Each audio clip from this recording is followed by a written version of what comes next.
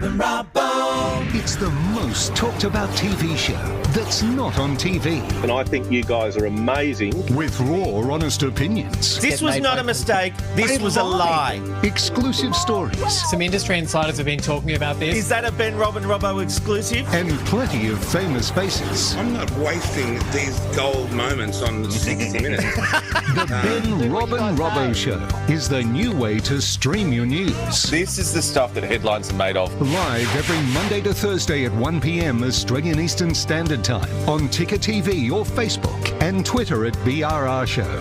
Watch live or on demand. Ben, Rob and Robbo. Streaming across the globe, Ben Norris, Rob McKnight and David Robinson. Ben, Rob and Robbo.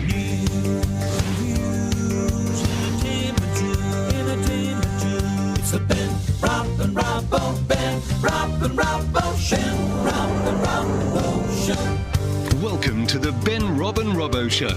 Here's Rob McKnight.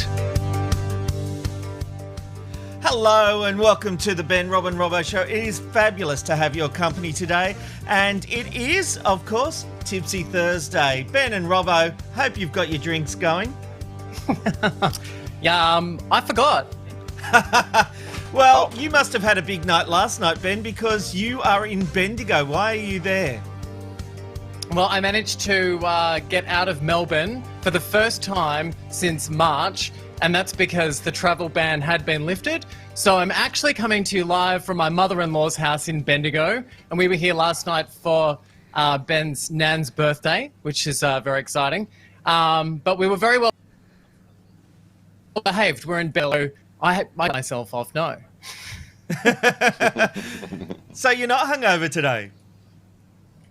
No, I had some jimmies. I had some few jimmies and sat around and had a few chats What's with a Jimmy? everyone. Is that some drug reference? What? That's ridiculous. That's it. The Jim Beam, as in having a few Jim Beam cans. Okay, sorry. You know, when you go out into the regional areas, you have a couple of cans. You know, just fitting in with the locals. No, fair enough. With Fair the enough. men. I admire it. I certainly The lads. do. Look, there's a lot to discuss today. Lots of hot topics coming. But before we do that, Ben, we've just got the photo up from the celebration you were there for last night. So it looks like it was a wonderful evening. Yeah, so that's Kay, who's Ben's. Man, it looks like the place is on fire. You know, we had to be really careful with this because last night while we were celebrating the birthday, there was a big storm in Bendigo. So we had gathered outside with more family, but then we had, obviously, with the restriction, only had a few people. Look, it was so much fun. And, you know, people forget how important family is because, you know, being up here last night it gives you such an important feeling inside. I don't know. I sound like I'm being a little bit too emotional here, but you guys know what I'm talking about, right? No, absolutely. Nice. And this has been one of the things this is where we really start to realise how tough Melburnians and Victorians have been doing it. Not even being able to visit family in the same state. You know, all the other states have been able to do that, but you had that ring of steel. You're now able to get out of that. You're able to spend some family time. And you were actually going to miss this event. And we were the ones that said, no, do the show from there. You know, like go and be with your family. We were very keen on it. And, you know, like I'm very keen to see my family in Sydney. So I plan on taking a trip down there. But at the moment, I can't get into actual Sydney and see people. I can only go around the edges. So hopefully the borders will be reduced. But, you know, for Melbourne and Victorians, you guys have been doing it a lot tougher. So I'm certainly not going to whinge about the lack of freedoms we've had because we've certainly had greater freedoms than you guys. Well, you know what's interesting is that most people would love a really good excuse to not see their mother-in-law, so they'd be like, yes, the lockdown. But I actually get along. I get along with Ben's mum really well, so it's just been really sad. It's like not being able to see a good friend. So Ben's left already. He's gone back to Melbourne to work, so he's working, and I'm up here hanging out with Leanne, and we're having a good time. He's made me 3 cups of coffee. So to the Ben, Rob and Robert out there watching, expect me to be a little hypo. Fantastic, and that's all we need with you. Look, let's get into our hot button issues. Cheers. Cheers. And we begin with one of the biggest sore losers in modern history. Despite still offering up no credible or hard evidence of voter fraud, the Trump administration continues to invade courtrooms around the country. And more often than not, judges are rebuking those claims. In Pennsylvania, for example, a judge was able to get a Trump lawyer to concede they did indeed have Republicans supervising the count, despite claims to the contrary. Other judges have promptly thrown out cases with one even saying the argument of voter fraud with no evidence was inadmissible hearsay within hearsay. So, meanwhile, Trump has finally been seen in public. The outgoing president arrived late and remained silent when he appeared at the Veterans Day ceremony. This was his first public appearance since losing the election. Meanwhile, President-elect Biden was also out paying tribute to veterans ahead of meeting with his transmission team later in the day.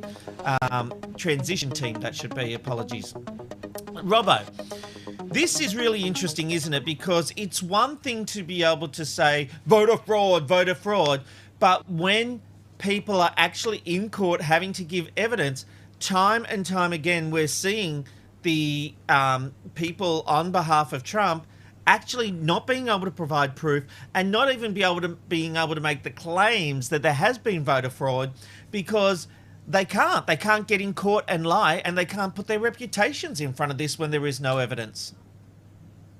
Yeah, of course, Rob. The thing that I want to know is how much money is this costing?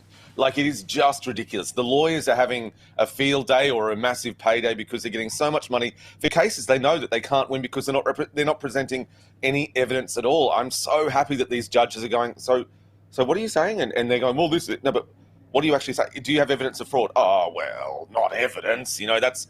If you want to be old-fashioned for evidence, no, we don't have any of that. This is fantastic. But again, I go back... How many millions and millions and millions of dollars, Ben, do you think is being wasted on these frivolous lawsuits? Oh, you can only imagine. But I mean, when you've got a crazy person in charge, it's like someone who's been left in charge of paying for their own birthday. They just end up spending more and more money. And I just thought that footage of Donald Trump earlier attending his own presidential funeral was just so iconic. He walked up to the coffin, he saw his presidential moment flashing before his eyes. He was like, thank you for your time, America. And hopefully that's the last we ever see of him.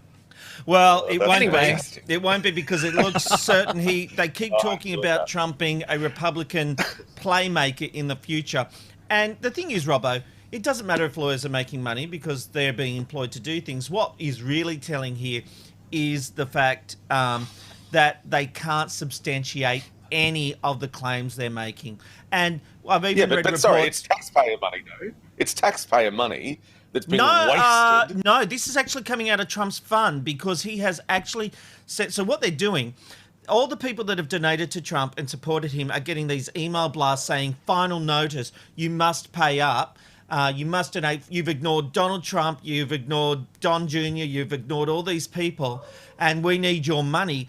And then in the disclaimer of those letters, it says that approximately 50% of the funds that you donate will go towards Trump paying off his debts for the election campaign.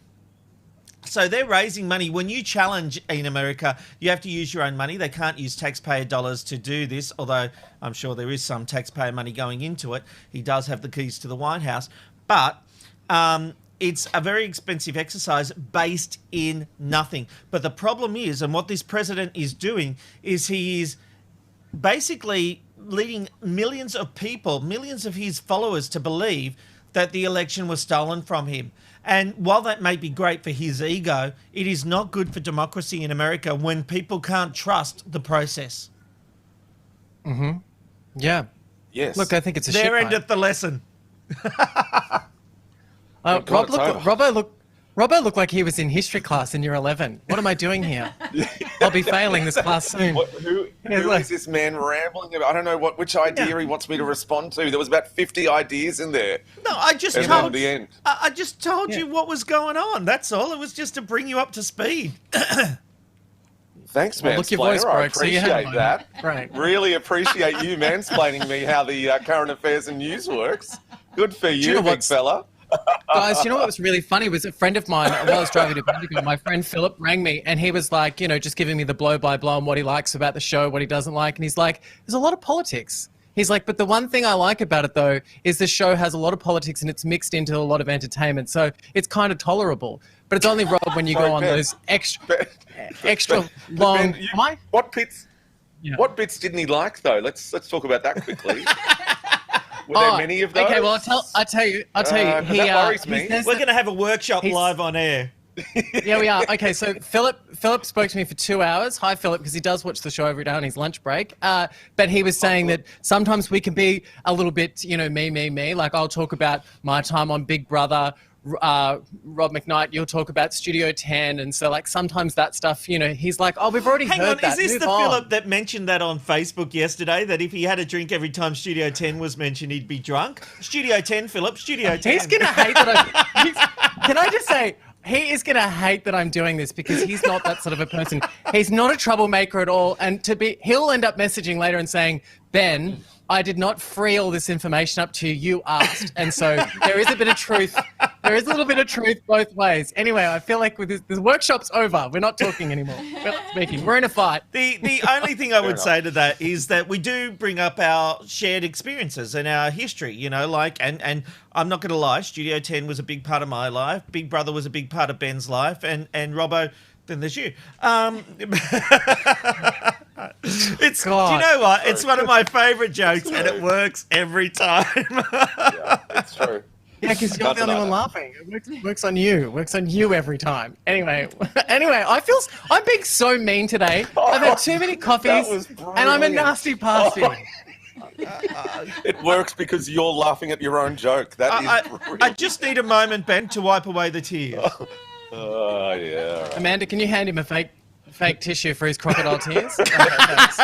No, Ben, I got the tears going. Can you see them? I'm waiting for you to disconnect and say that there's a problem with the internet in Bendigo. Sorry, Ben. Alrighty. I realised I did Can't that get him joke with the anymore. tears. It's probably got my makeup all running now, and I, Anyway, Oh, not look, that if I wear was your makeup, I'd run too. This is all natural. Wow, this show has gone off the rails, so let's keep moving on. Sorry. Wow. Following that bombshell Four Corners report earlier in the week about sex lives of government ministers, Labor has now instituted their own bonk ban. Opposition leader Anthony Albanese said Labor essentially supports the same principles that were adopted under former Prime Minister Malcolm Turnbull. Carl Stefanovic asked Tasmanian Senator Jackie Lambie what she thought of the bonk bans earlier this morning. Oh, mate, I find it absurd at our age. We've got to have a bonking ban. I thought that would just be common sense in any workplace.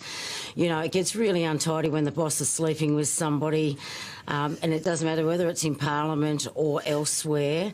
And I think, the effect that it has on families and things like that, I would have thought having a bonking ban at our age, I just would have thought that would be common sense. Look, and just for a bit of fun on this Thursday afternoon, because things are going off the rails, Senator Lambie, she had us in stitches with her final comments on the issue. I don't have time for bonking, and I've made it quite clear in the past. I can't even get to first base, Carl, let's be honest. Have you ever been propositioned, Jackie, in the National Parliament? I can't say I have, and I'm starting to get a real conscience about that. What is wrong with me? Get to first base. Oh my God.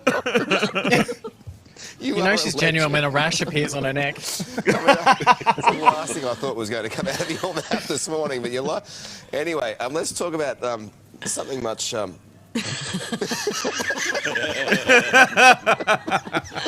you blushing, Carl? I'm blushing a little bit. Every time someone says bonk too, Ali goes... It is funny. We're all adults. That's a classic moment. Look, I've got to ask you, what do we think of a bonk ban? Ben, I've got issues with this because I understand the common sense, but people fall in love. You can't help that. Are we really banning people falling in love at the office? If you're not finding love at the office, where the hell are you going to find it in this day and age? Nobody goes out. Yeah, I've got a girlfriend of mine. Actually, I've got a few friends of mine. They're a serial dater of the people from their work. that is a place that people meet. Do you know what I always find really strange about this bonk ban is when they bring it up, I feel like it's year 12 and I'm on camp and the teachers are like trying to keep, the boys in the one dorm and the girls in the other. And they're like, there's a bonk ban, there'll be no funny business. I mean, for me, I was like a fatty that fell asleep at Sizzler because I was in the boys' room. But I just think it's so strange that they feel the need to try and control people's personal life. Yes, as you both have mentioned time and time again, that, if they're going to be talking family values, then they can't really be having this behavior going on. But these people are adults. Like these people, most of those dinosaurs, politicians are twice my age. Like they should know better, right? Yeah, but Robert, it's all about power. You cannot dismiss the idea that someone who is a boss and a staffer, that there is a power imbalance there. That's another part of this very important kind of discussion we need to have. Do we need a bonk ban? Well, maybe it's just easier for people to follow rules that are actually spelled out as opposed to what Jackie Lambie was saying, that it's just kind of common sense that really, especially if you're a politician and you've got people working underneath you, you don't have sex with them. You don't sleep with them. Maybe. Because so are you saying a relationship could issue. never develop between a boss and someone working for them? Because... Well, you two ended up in a non-sexual relationship. You two are in a non-sexual relationship from working at Studio 10. Let's be honest, Robbo. If I was gay, you would have. No. Oh God. I think lost Amanda spoke transmission to for the whole everyone show there. No. I hope I'm not peaking, but I just want to make sure it's a no. But you've got to understand that there is also that power imbalance, and especially it opens up people to, maybe it was consensual at one point, but then, someone loses their career over it, like a politician. It's just messy. Do we need a bonk ban spelled out? Oh, yeah, probably we do, because it should be part of the ministerial code of conduct, because it opens up the government and the opposition to all of these issues. I just don't think it's appropriate, especially with that kind of power. Fair enough. Well, look, we've all seen this pandemic bring out the worst in people, and many people have been labelled as Karens. From confronting shop workers refusing to wear masks or protecting lockdowns, Karens have found a way to make their voices heard. Melissa Rain Lively was labelled the target Karen after this incident. Target? I'm not playing in your game. This shit's over. This all over. This it's over. This over. This over. This over. This over. This over. This over. Yay! This over. Woo! Yay! So this shit. Get off my car. I don't want any of that. Get that out of here. During COVID-19, she had fallen into the world of conspiracy theories and says it was just feeding her depression and anxiety, although she found comfort in QAnon. She has explained her behaviour as a result of fighting with her husband, not sleeping, and panic attacks, and says she just snapped when she saw the mask display. Now she is trying to turn her life around, but should we forgive her, and do we forgive her? Robbo, this was only in July. Do you think it's too soon to forgive and forget? Let's talk about this woman for a second, if we can. She blamed everyone else except for the person in the mirror. Everyone else, every other situation was blamed except for, her. This woman is a PR guru, and I think that she knew what she was doing from the beginning. I think that this is absolutely a load of crap. She's had all of her glamour shots taken. She's penning a memoir. She's doing a tour. What a load of absolute crap. She has been in charge of this narrative since before she pressed record in that Target on that day. It is absolute rubbish. Should we, leave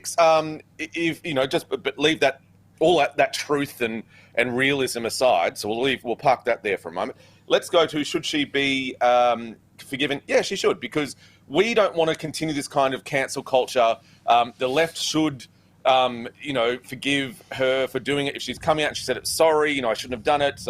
This is what I'm doing to improve it, then yeah, of course. We don't need to hold a grudge against someone, but there are two very important issues there. And we've covered all of them, so I don't understand why we need to keep going. Let's go to the next topic. Oh, hang on. I haven't got my gavel anymore. It's gone missing, but Judge Rolbo has ruled.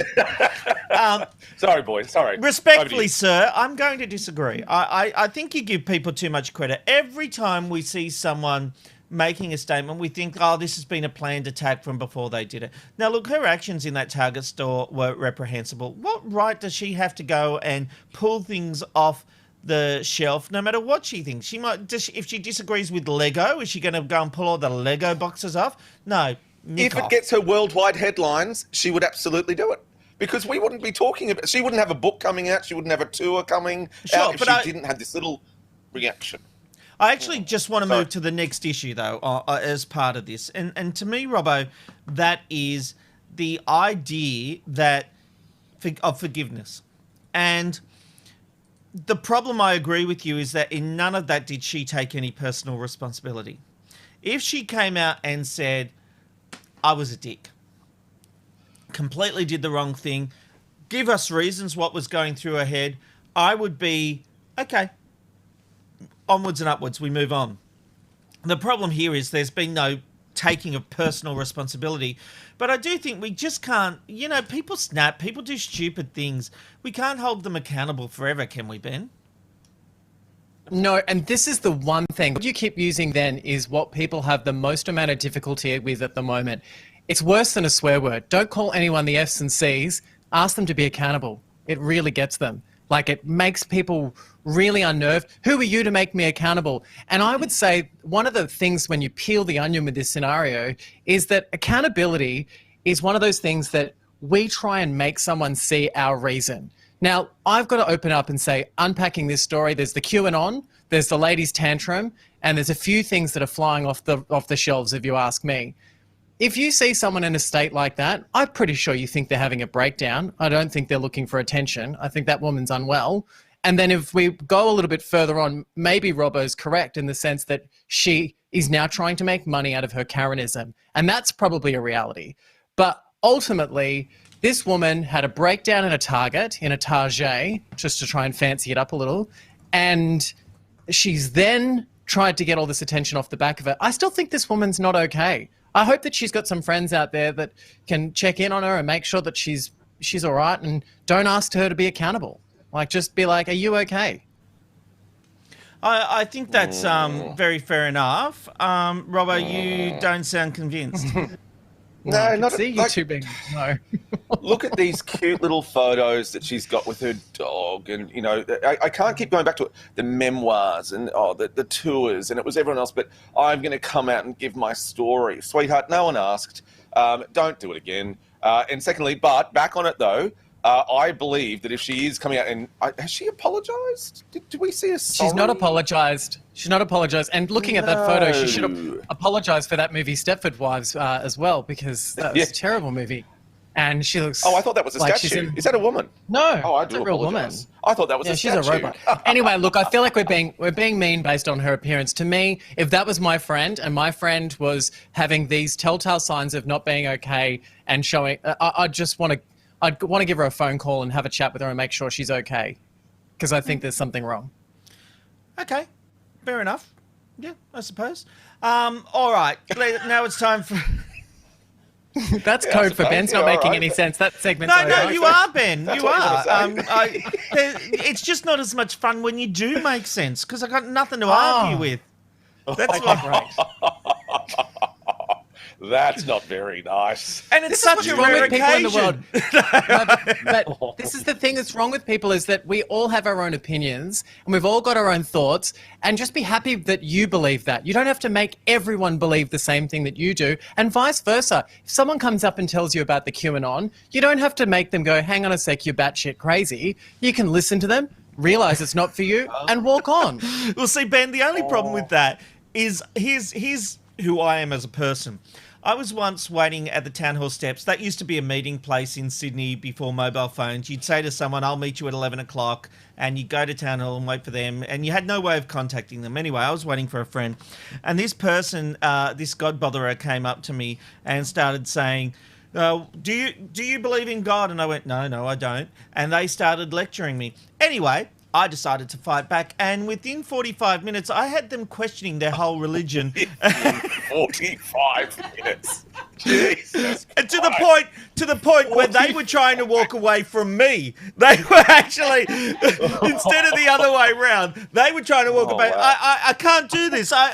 You're playing with my head. You're playing with my head, they said, as they rambled off down the street. At least they didn't annoy anyone else for the rest of the day, and I thought, I think job done. I think that's magic. We should ask everyone that's Charitable. watching live at the moment. Anyone that's watching live, this show goes for an hour. Has Rob ever convinced you over the hour of something you didn't believe to begin with? If so, comment below. All right. All right. Now it's time for On This Day with Robbo. Thank you, Robert. Yeah, let's check out what's happened on this day in the past. We've got a lot to get through, so let's start right now. And that is, of course, with On This Day in 1929, the iconic star of classic Hollywood cinema, Grace Kelly, was born. She starred in many revered movies, including Rear Window and The Country Girl, and even became the Princess of Monaco in 1956 when she married into the royal family. And it was on this day in 1933 that Hugh Gray snapped the first photograph claiming to show the Loch Ness Monster. It was published on the front cover of the Scottish Daily Record, and it's resulted in 87 years of searching for Nessie. And from one historic photo to the next, it was on this day in 1966 that Buzz Aldrin took the first space selfie. He was on a spacewalk during the Gemini 12 mission, and a vintage print of the photo sold for $9,200 at an auction in London in 2015. Back to you, Rob. Thank you, Robbo. Well, as we come to the end of NAIDOC week, there is one huge celebration left to go, and that is, of course, the annual NAIDOC in the city. This year, it'll be held virtually, and we will be treated to some incredible performances, including our next guest, Makesha Masella. Makesha, thank you so much for joining the Ben, Rob and Robbo show.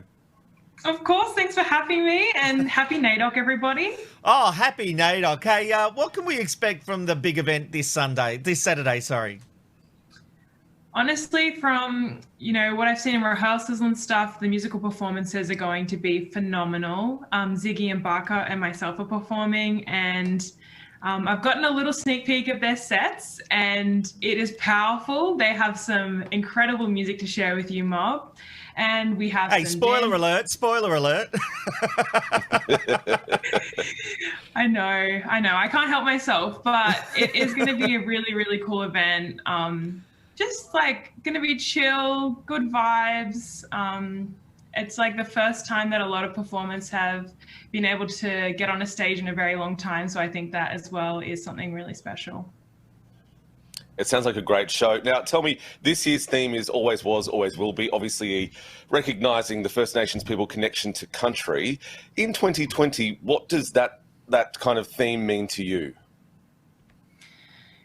I think it's really cool that this year's theme was, always will be, because, I mean, the Indigenous community has always acknowledged that. That's always been something that we have kind of been wanting to share with the broader community. And so to have that as a theme this year, I think is special, because it's saying like our country has such a rich history and a really special story, and we're inviting everyone to be part of that. So I think that's what really is special about this year's theme. Well, I definitely think inclusion is the key. Look, you've been in the music industry a long time. I've got to ask, what has your experience been like as an Aboriginal woman in the business? Honestly, like, I think being a young Indigenous and Tongan woman in the music industry, I've had a really, really cool support system and a community of people who back me 100%. People who love my music, people who come to my performances, and I think that is really special to have that really strong sense of community and family and connection with others that I know not many other people have. So through your lyrics, they seem very personal to you. Where do those stories come from? I guess my lyrics, I can't help but write from my own, personal perspective, and a lot of the stories that I write about, just come from personal experience being a young brown woman and black woman in Australia. And I'd love writing music because I feel like it's a medium that, you can share a powerful message with a really broad audience and reach people, which I think is also really cool. Yeah, I agree. Look, you won the NAIDOC Youth of the Year last year. You are a role model. You are obviously. I still feel there's a bit of a bridge and a bit of a gap with Indigenous rights and things that we're looking at. I've got to ask you. This week, there's been some call to change the national anthem and change the "We Are Young and Free" to "We Are One and Free." Do you think that would make much of a difference? Is that just something that will make white people feel better, or will it actually send a clear message to our Indigenous brothers and sisters? I can 150% say that changing the national anthem will be a decision that will benefit the whole of Australian society. Indigenous people have been begging, the wider and broader Australian community to create that sense of oneness and community and camaraderie that Australia kind of prides itself on. So I think changing that line in the national anthem acknowledges, hello, look at this incredible history that Indigenous Australians have had in Australia, and look at the history now that all other Australians are a part of. This is not just our story and our story alone.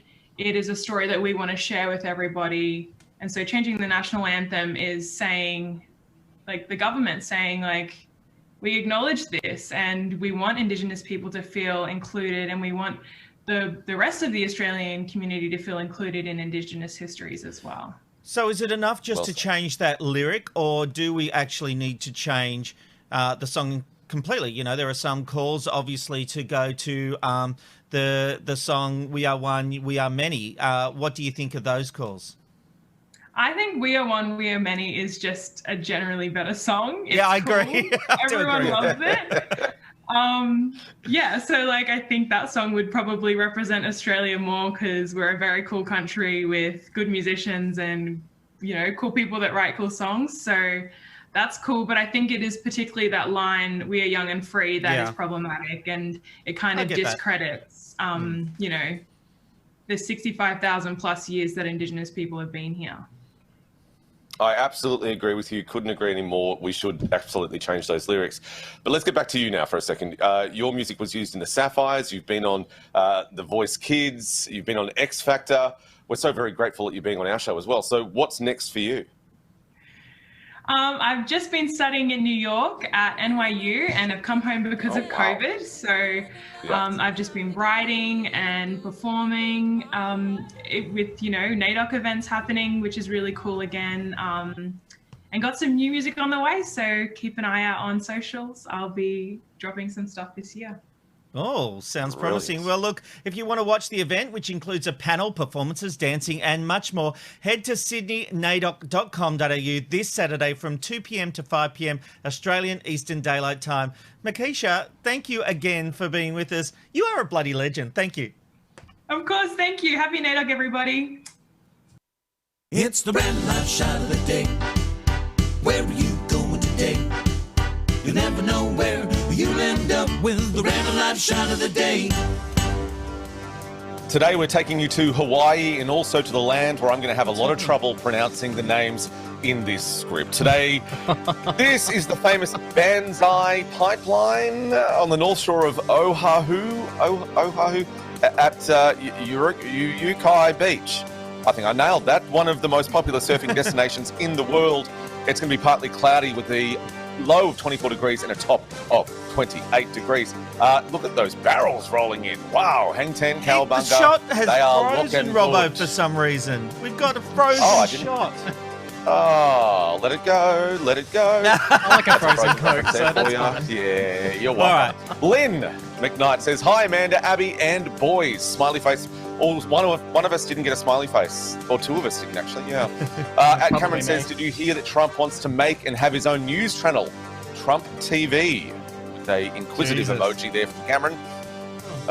Next up, we've got Jason. Wait a minute. Things in the Ben, Robin, Robbo show are off the rails. On the rails every other day. Because I said we've gone off the rails.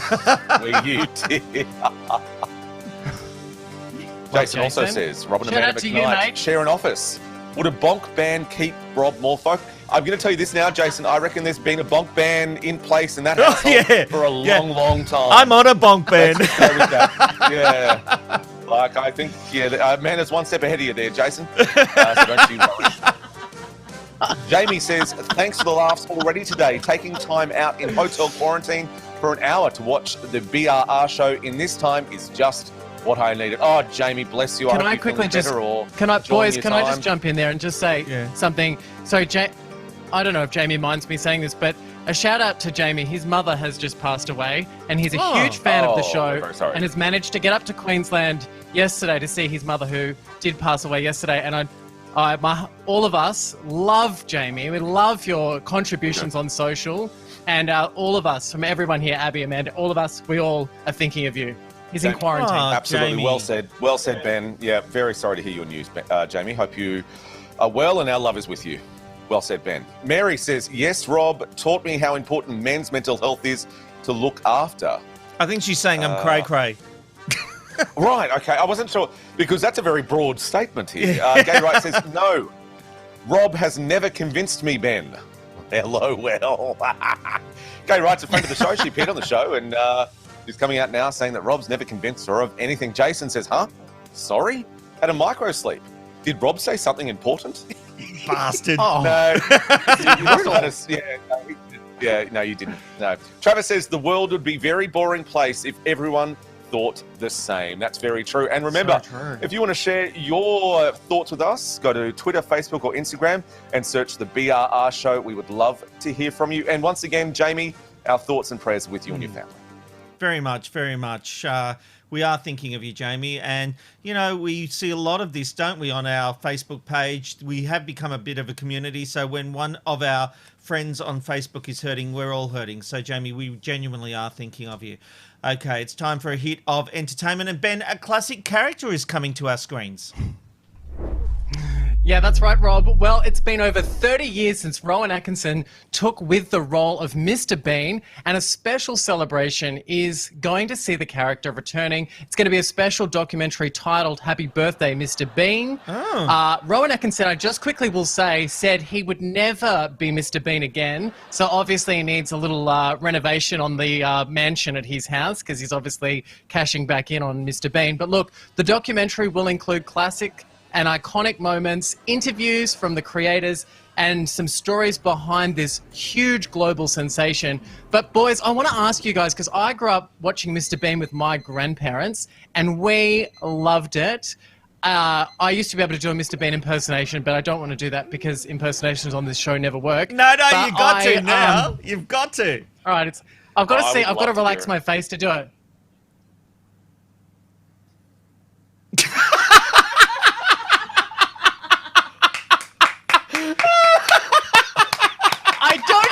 That was brilliant. I genuinely mean that was brilliant. Well done, Ben. That was great. Anyway, does anyone want Mr. Bean back? That's what I say, because he was really controversial. You know, back in the not controversial. No, he wasn't controversial he was kind of in the day. No, that's not what I meant to say. I was too busy slipping out of character of Mr. Bean, to be honest with you. He's a method actor, everyone. He's a method actor. Ben? Yeah, 100%. No. You complete me. Anyway, what I was saying, though, is that this style of humour, considering we've seen cancel culture and all the rest of it, is a little bit old school. So I want to know from you boys, has Mr. Bean got a place in 2020? I think we had a glitch there, Ben. We lost the very end of it. 2020. Oh, I asked if you guys still want Mr. Bean in 2021. Am I still here? No, he was in those movies. They were terrible. Rowan Atkinson was just cashing the check and actually had to start speaking. No, I'm done with Mr. Bean. Although he is a character who can transcend any language because it's all physical comedy. Yeah. Robbo, what do you think? Well, yeah, no. Look, I don't think we need to see another movie. I agree with Rob. I think those movies were not in any way kind of supportive or a wonderful legacy of what he had done before. I would like to see, in this day and age, you can do a little thing on YouTube. Maybe it's a 10-minute thing or, I don't know, just something little. He was also part of the 2012, which I know is 8 years ago, but 2012 London Olympics, which is really funny. I don't think that we need to see a whole series or a movie, but it would be great to see little clips maybe on his social medias. Fair enough. Hey, Ben, what else is coming up in entertainment, which is just around the corner at around about 10 to the hour?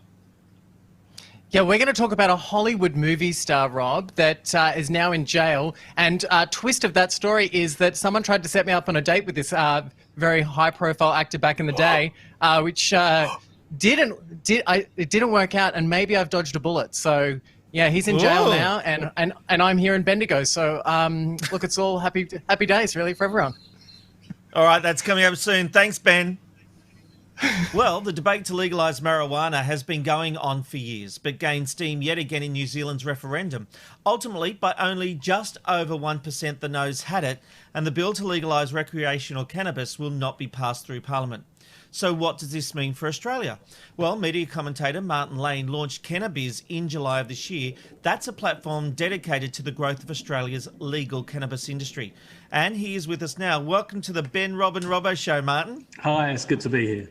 Mate, it's great to have you here. It was a very close race. Only 67,000 votes between yes and no, but ultimately the noes had it with 50.7%. Did this result surprise you? Well, I was one of those people who kind of naively thought that Jacinda Ardern's landslide was a positive sign, and the fact that Chloe Swarbrick, who's was the Greens drug reform spokesperson, who's only 26 and won her seat in Auckland Central. So I saw both of those as a good sign, and I even had a breaking news alert ready to go with a big lighter with yes written on it, which I had to quickly rework. But I think for me, what it's a sign of is, once again, especially in the age of kind of social media, that the simplest message wins. If you look at the No campaign, they had some very powerful imagery, images of crashed cars, children playing happily outside a sweet shop. So it played to the fears. Yeah, they rebranded a sweet shop as a dope shop. They had a very straightforward kind of message, which was say no to dope. And I think the Yes campaign has had a more difficult, nuanced conversation to have, because they were trying to explain how old you had to be, where you could grow it, how much you could consume. And that's difficult, I think, in this day and age. So I think ultimately it became easier for people to stick to the status quo. So, Martin, how long do you think it will be before the Yes campaign has another crack at it? Look, we were discussing this on the Cannabis podcast this morning, actually, and we were saying that, some people want the newly installed newly re-elected Labour government to press ahead anyway, and I just think they won't do that, and you can't do that. That's kind of... Well, you can't. You can't hold a referendum and then expect the government to go against the referendum. That's not what a referendum is. Exactly. I mean, they tried to do that with Brexit and didn't have much luck. And, Donald Trump's trying to do it now, and I don't think he's going to be much more successful either. So I think what we will see is some sort of baby steps towards liberalisation. There'll be some, the Greens may put forward some measures to Parliament. So it will be kind of that sort of thing. And also medicinal cannabis, which has been legal in New Zealand since 2017. I think that will bed down a little bit, but I don't think we'll be seeing another referendum anytime soon. How do you get Australians to get behind a campaign like this? Is it more of a fact that New Zealand is more conservative than Australia, or does it have no chance of getting up in Australia either? I think the problem is you've had kind of 50 years of the war on drugs. There's been lots of negative... The fake war on drugs, the war on drugs was started by Richard Nixon to basically control the hippies and pretty much the black community. Exactly. Whatever happened to him? I think that's been definitely an issue. And I think there's two arguments that I think can be made. One is that there are other legal drugs that are a lot more injurious to your health than cannabis. You think about alcohol was responsible for far more road deaths, far more instances of domestic violence. Cigarettes kill millions of people every year. They're both legal. Why is cannabis being singled out? And I think for some of the reasons you've just described. And I think the other issue is that prohibition just hasn't worked. I was speaking to an ex-Queensland drug cop the other day, and he was saying that one of the reasons people talk about it being a gateway drug is because currently, in order to get it, your chances are you're going to be getting it from a drug dealer who, guess what, can supply you with something else if you get bored of cannabis or you ask for it. And all of those things go away if you're buying it from a licensed retailer. You know what's in it, it's, how strong it is, it's safe. So actually, I think the argument is that it's regulating to protect people's health, and that actually banning it puts people's health more at risk. So you're obviously talking a lot about the benefits there, Martin, but why do you think people are still against the legalisation of marijuana?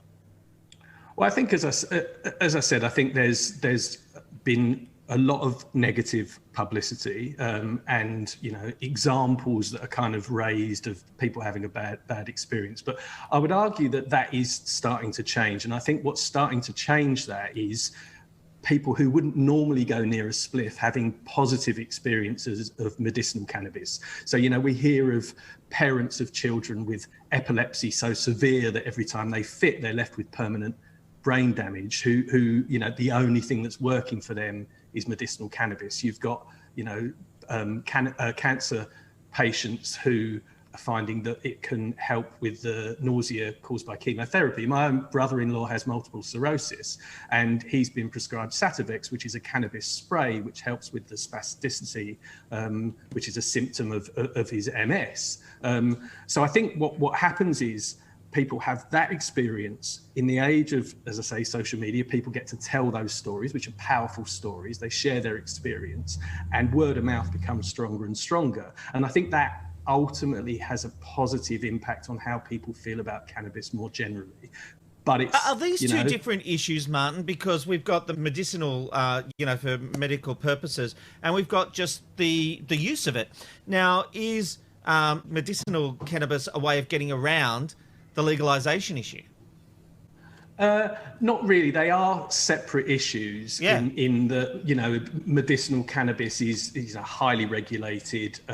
It's produced by, But there is some feeling that you could get around it by going to the doctor and saying, I've got a bad back, give me some medical cannabis. It is incredibly difficult to get prescribed medicinal cannabis. Right. And this is the real irony, actually. This is a really important point. Even though medicinal cannabis was legalized in 2016, most people are still sourcing their medicinal cannabis illegally. Now, that means they either, get it from somebody and they smoke it, which is obviously injurious to health just from the fact that they're smoking it and they don't know what's in it, or they're getting an oil, and we wrote about this last week, actually. They're getting an oil through, via the internet, which in some cases doesn't even have any cannabis in it, which seems like a fundamental flaw.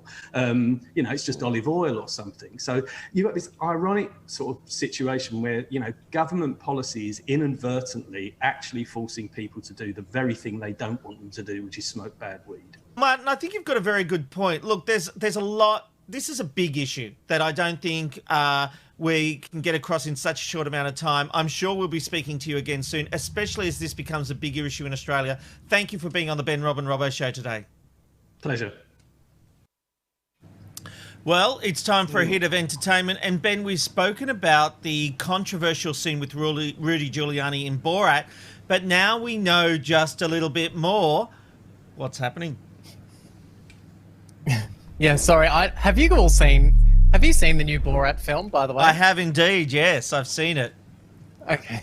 Alrighty, so you'll know this controversial scene. I'll summarise it for everyone who hasn't. We talked about it on the show too. This is the scene where Rudy Giuliani's in the hotel room with the young lady who he doesn't know is part of Borat, and he's tucking himself in like this.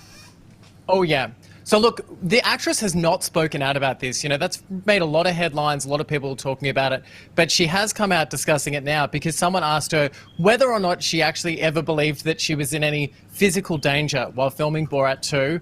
And is it Bakalova? Bakalova, anyway, she came out and said that maybe when she was filming this particular scene in the hotel with Rudy, she said that apparently the police were called, and so she was kind of scared that something might happen in that situation. But look, she came out saying that fortunately she was able to escape. The interesting thing about this series, these films, is that these people are being set up without them necessarily knowing. So what you're seeing on the camera is what is actually happening. So this woman was very convincingly getting Giuliani into these situations. So look, it's still very controversial, and it's left open for interpretation because Giuliani came out saying that, at the end of the... Wait. Sorry to cut you off, Ben, but Sorry to cut you off. Yeah. Come on. It doesn't matter what kind of situation he was creating. She could be wearing nothing, and he can't be behaving in that kind of way. But what did he do, Robbo? Because he said he was tucking in his shirt after the microphone was removed. Yes, but when he was trying to get it off, she was leaning down to get it off, obviously provocatively. It doesn't matter. He's then slapping her, gave a little tap on the bum there, and then he lays back. Yeah. So I just think, I don't like the idea of, well, he didn't know he was being filmed, but he was still with a human being. That's gross. Yeah, but that's the magic. That's my only thing. That's the magic of it, Robbo. Like, I don't know what I said before to make you think that I didn't agree with you on this, but like at the end of the day, that's the magic. That's the magic of this series. Is what you see is what's actually happening. Like, we get to see Rudy Giuliani being a bad guy. Yeah. You know what I mean? Like, that's the magic behind it. But look, for the rest of the episode, I will explain my entertainment likes Play School and just hope that everyone can keep up. I'll accept that. I'll take that. That's fair enough. I do apologise. Sometimes I feel that way about my intros in the hot topics, but anyway. Yeah. Anyway, we're moving on. Okay, a Hollywood actor has been jailed in Malibu. Question. I'll take Robbo's question, that's fine. But what can you tell us, Robbo? I'm having a good day. Too excited about Rudy and whatever. Sorry. Yeah. Hey, what Rob just asked. Ben, what can you tell us? No, neither of you asked the actual question. Do you want to read the question? I'm literally reading the script. A Hollywood actor has been jailed in Malibu. What can you tell us? What can you tell us? Alrighty. These pretzels are making me thirsty. Malibu. A Hollywood actor has been jailed in Malibu. Ben, yeah, what can you tell us? What can you tell us? Yeah. Okay, so Jonathan Rhys-Meyers, Jonathan Rhys-Meyers, I don't know if you know him, is a bit of a Irish heartthrob, been in lots of films like Bennett Like Beckham. He has been jailed after crashing a car in Malibu, allegedly while drunk. Look, he has been battling alcoholism for over a decade now, and the sad news about this very good-looking young man is that he is now behind bars, and probably rightfully so, considering that no one should be drinking and getting behind a vehicle. But I just want to do what I was saying earlier. Can I ask? I heard a rumour. Rumour that you may have actually been on a date with this guy. So I was living in Los Angeles in 2007, and we have a mutual friend who said to me, said, I've got this mate. He's in the closet, like he's an actor, so no one really knows his sexuality. And apparently he'd seen a photo of me and thought I was all right. So look, I got set up on this date, which part of the photo was it of you? Which part of the photo? What was he saying? Just so we know, just to put this story into context. Up north or south? So, Robbo, some people have to trap people with photos of their genitalia. I myself can trap them with just my face. Anyway, no, you didn't. And some people can do both, but that's a long time ago. That's a different Ben from very long time ago. Anyway, so don't you love that we're talking about? Did you meet him? I didn't go on the date, so no, I didn't. Do you know what's really fun, Ben, guys? Why not? Why not? I can't look. To be honest with you, it was a long time ago. I can't remember what had transpired. I remember hearing some pretty outrageous stories. Did you really not go on the date, Ben, or is that your story for us now? No, I really didn't. I didn't go on the date. And also, I want to protect his, his personal life. But I will. Look, so you went on the date, you slept with him, and then what happened? Hey guys, do you remember where I am? I'm coming to you live from my mother-in-law's house, and you guys are harassing me about a date from 2007. Enough. It's a long time ago. Anyway, it's a long time ago. Hey, Ben. Just yelling out to my mother-in-law, Leanne, just close your ears. It's not a real story. I make this stuff up for the show. It's scripted content. Hey, Ben, I think everyone here knows I'm a huge fan of The Big Bang Theory and Kaylee Cuoco. She's a big part of that. But she's alleging some of the creators of the show did something not so nice to her. Yeah, that's true. So while Kaylee and her on-screen boyfriend, Johnny Galecki, actually dated 2 years when the show first started, as we know, the show went on for quite some time after that, but they broke up and their characters continued to be in a relationship, and both Kaylee and Johnny think the creators of the show were trying to keep them having these sex scenes. So they were making them be more frequent, and they believe the reason why the creators were doing that was just to mess with them. But can I just say,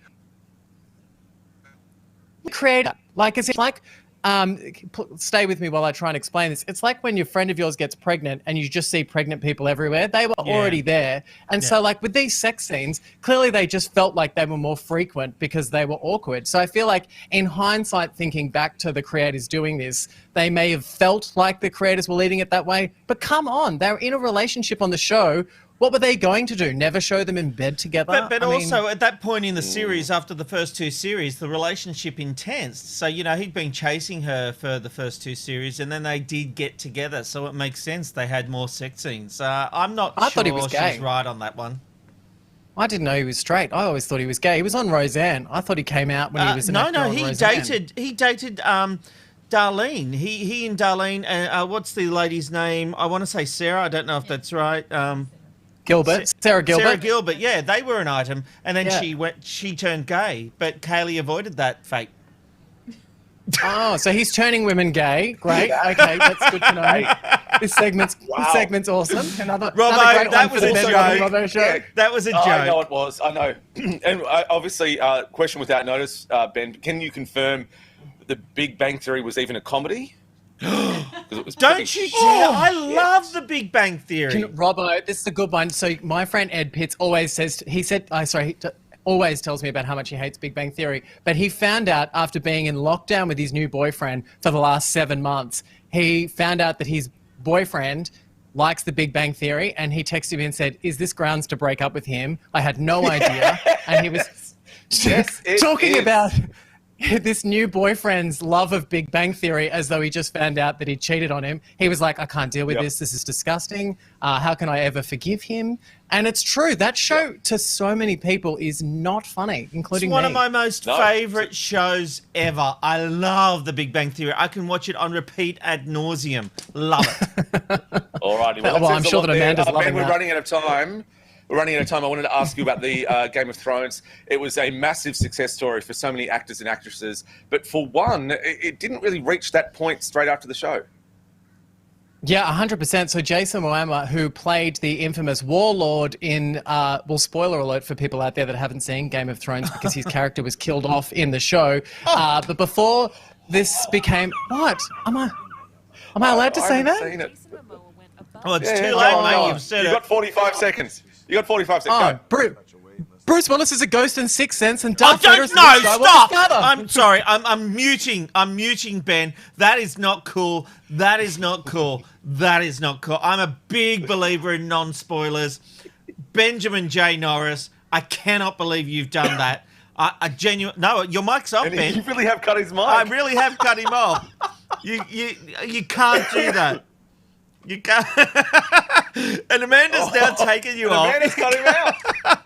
No, Ben, I'm going to turn your mic on if you promise no more spoilers. All right? Your no mic's more spoilers. And just quickly to finish this, it is believed that after he was in Game of Thrones, he actually was broke and had no money. So anyway, spoiler alert, and this one's okay. He's doing all right. He got paid multi-million dollars to be Aquaman. He's been on countless shows on Netflix and Apple Which TV. destroyed so he's his no longer career. broke. We've got to go. We'll see you Monday. Bye-bye. Have a great weekend.